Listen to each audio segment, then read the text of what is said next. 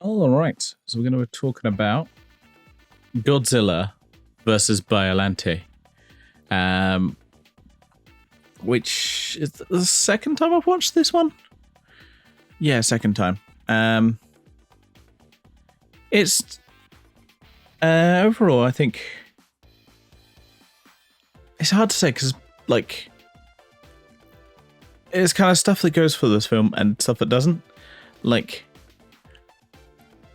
the human plot is a little all over the fucking place. Like you have this scientist who lost her daughter for some reason, who's trying to save her, but also the daughter is in Biollante, and it's part of her research, and there's weird secret agents running around. It's confusing as fuck, and just let's be honest, it's bad. It's not the humor plot is utter trash, and there's a lot of it that could really just do with being cut out of the film. You got these weird kind of Arabic like orgars involved. They're in like this nondescript country, or made up country. Like it's all over the place. It's a fucking mess. This film is a fucking mess. Like there's too much going on that is just fucking forgettable and just confusing. You're like, okay. So honestly, I'd say fuck the human plot. It's not good. It's not good at all. I'll be honest.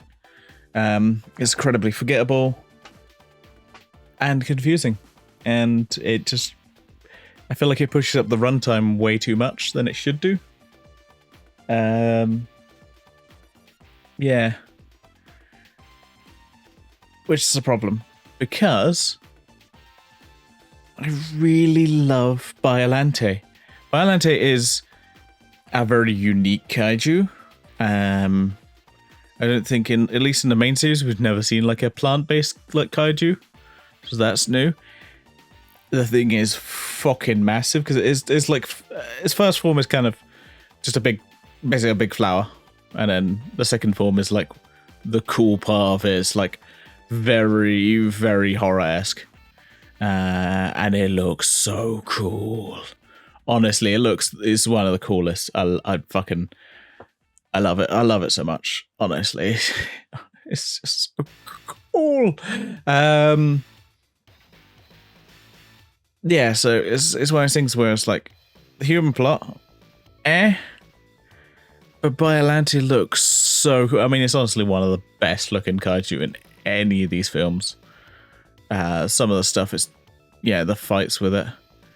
The first form, it's kind of basic. I could feel like it.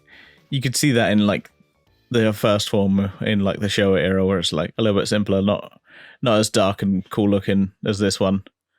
But yeah, the second form, woo, that looks so cool. And this one, they bring back Super X, Super X2 this time. It doesn't do a whole lot. This time it's automated. Or should I say not automated, controlled remotely. So there's no people in it this time, so there's not that risk there. But it's kind of cool that it fires Godzilla's own beam back at it. But yeah. We learned this in this film, that Godzilla can resist a psychic attack. That's a cool new ability. That's pretty cool. But yeah, again, everything kaiju related, like that's kind of, actually the only cool human plot I like is the guy who fires like a rocket launcher right into fucking Godzilla. That's cool. That's badass. Going out. Anytime anyone tries to curse out a kaiju when a kaiju is coming for you, they're fucking badass. They are so cool. I love anyone who's just like, yeah, you could clearly tell you're going to die, and they're not like panicking you fear. They're just like, fuck you, Godzilla, kind of thing. Yeah, it's one of those things. This film is just. I feel like there's a few too many human plots. You could probably be better to maybe merge characters in some ways. And then the scientist guy just gets shot at the end because I'm guessing they're just like, well, we kind of want to explain away why we didn't use Biollante again. So we're just going to shoot the guy who created it. Yeah, it's kind of like the oxygen destroyer. They kind of just kill the guy at the end just to be like, yeah, we're not going to do that again. We're not. Yeah, Biollante has a weird, like, spore power? Well, not spores, like pollen, where it can move about like that somehow. Or at least it could after it got burnt. But yeah, honestly, Biollante, it looks so good.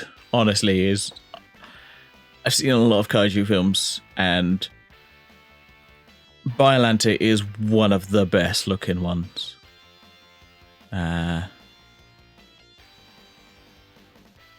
Yeah, it's a weird one, honestly.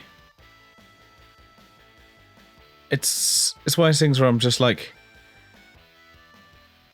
I don't like the human plot, and that's a large portion of the film. Like, I'd say a good 2/2 of the film is 2/2, 2/3, 2/2 of the film, which is the whole fucking film, Brett. It's 2/3 of the film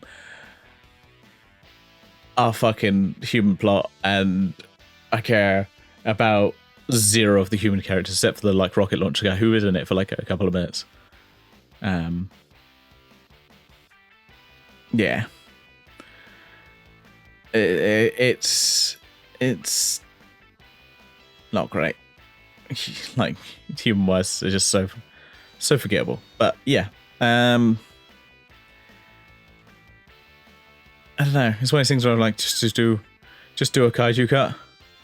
I feel like they even should do that. Just put out like just the kaiju battles. I don't know if they did that on YouTube. Just putting out just the kaiju battles. But that might be popular. Just like, fuck it, battle the kaiju battles. But yeah, all right. Yeah, it's Godzilla vs. Biollante, which I think is the first one to come out. Yeah, this is 89, so this is the first one to come out after I was born. The first Godzilla film. Yeah, this is a bootleg, unfortunately. I can't get the legitimate version, which is a shame because I would have liked to get it, but it's the first, like, after Godzilla 84, the first like 3 films are really hard to get. I think the other bootleg I do have is Godzilla versus Mothra. And it's annoying. I kind of want to get the official ones, but hopefully they do a Heisei collection. I really would like that. But yeah, that's Godzilla versus Biollante. I don't know whether to recommend it or not. I'm kind of a bit. Yeah, you got really good kaiju battle, human plot that takes up way too much time. So it kind of balances out to average, you know, kind of balances out in the middle somewhere for me. But yeah, next week we'll be talking about Godzilla versus King Ghidorah, which, oh boy, that's weird. That's all kinds of weird. So we'll get to that one. But for now, I say farewell, goodbye, my friends. What? I'm out.